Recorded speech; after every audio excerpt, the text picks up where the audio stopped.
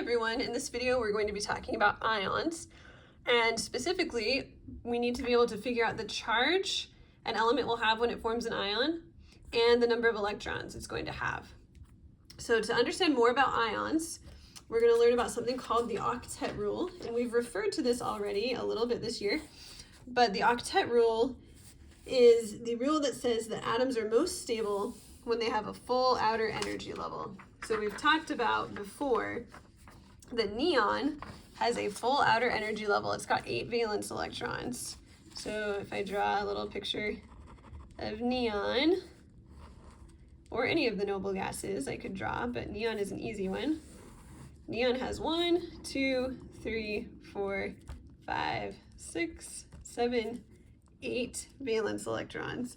And that makes it very stable, unreactive, is what we mean when we say stable. So all of the elements would like to get to this stable state. They would like to have a full valence shell. So the octet rule again says that atoms are most stable when they have a full outer energy level, which consists of 8 valence electrons. For most elements, helium has a full outer energy level with just 2 valence electrons. So there are exceptions here, but for the most part, it's going to be 8 valence electrons. So elements can get to this stable state by either losing electrons or gaining electrons, depending on the number of valence electrons they have. So elements like sodium here, for example, are going to want to lose electrons, because if sodium just loses this 1 electron, it will now have an energy level below this outer level that already has 8 valence electrons. So it just loses this 1, becomes positively charged, and that will make it stable. So ions are formed because they are more stable than the neutral elements. And there's two kinds of ions. You can have cations, which are positive ions. These tend to be formed by metals losing electrons.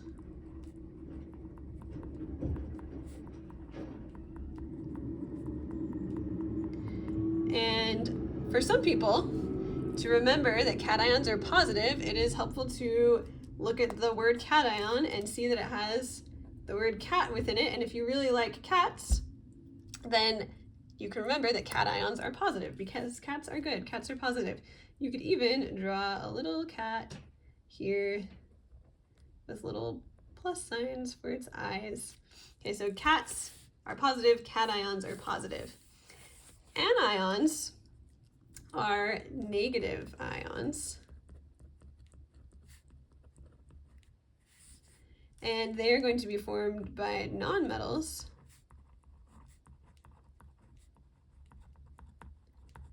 gaining electrons.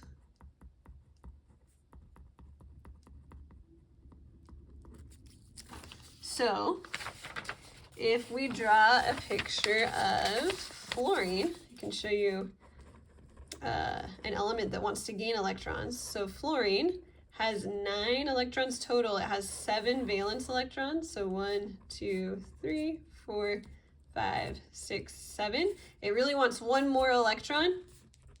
And so it will often react with another element and steal an electron from that element, gain that extra electron, and become negatively charged. So it will become an anion. So it turns out that you can predict the type of ion that an element is going to have based on the periodic table, and specifically based on the valence electrons. So all of the elements that have 1 valence electron, so that's like sodium, potassium, lithium, they are going to lose that 1 valence electron and become positively charged. And specifically, they will have a positive 1 charge. All the elements with 2 valence electrons, so magnesium, calcium, strontium, they will lose those 2 valence electrons and become a positive 2. The transition metals are all going to be positive. They're all going to become positive ions, but they have different charges. Some are going to be +1, some are +2, some are +3. Many of them can have several different charges, like iron can be a +2 or a +3. So we're not going to write anything above the transition metals because they're not predictable. They are always positive though. Then we go over to the column with 3 valence electrons, so like aluminum. That column is going to form +3.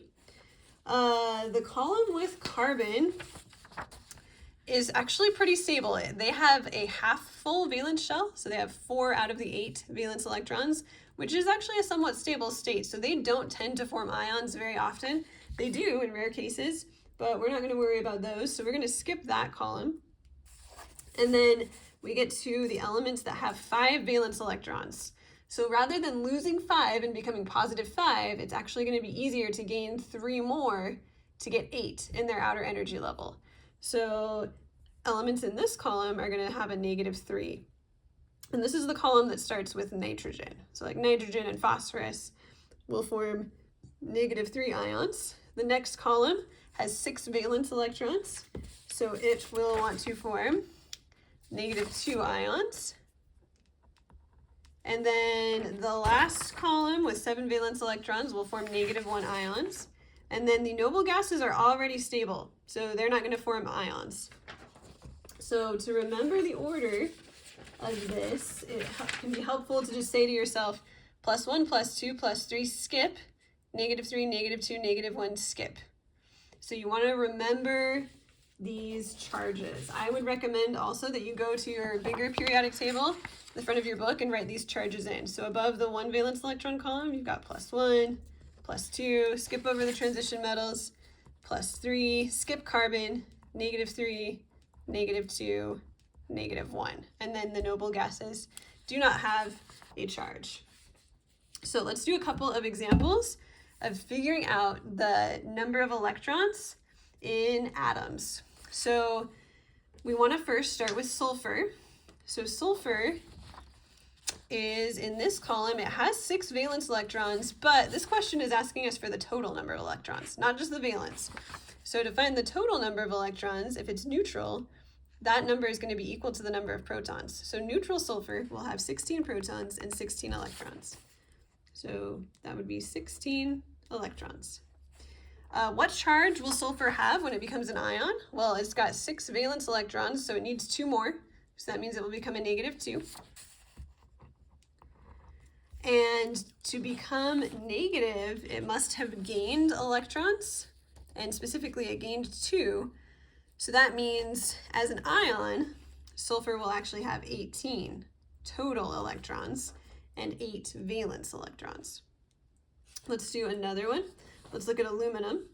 So aluminum has 3 valence electrons, but the total number of electrons in aluminum would be 13 because its atomic number is 13. Now aluminum is in our +3 column. So when it becomes an ion, it's going to lose 3 electrons and become +3.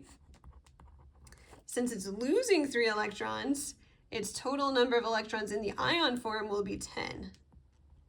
So it does seem, I know, a little backwards, but we've learned this before. When an element is positive, it's actually lost electrons. So if it's a +3, you need to subtract the electrons. And if it's a negative, you need to actually add the electrons. So let's do one more. We've got chlorine. Chlorine is a halogen. So it's in this column with 7 valence electrons. It's got a total of 17.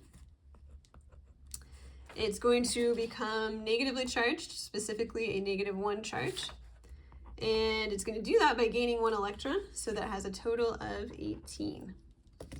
All right, and that is how we figure out the charge an element will have and the number of electrons that it's going to have when it becomes an ion. And we could figure out the total number of electrons or the number of valence electrons. We could do both.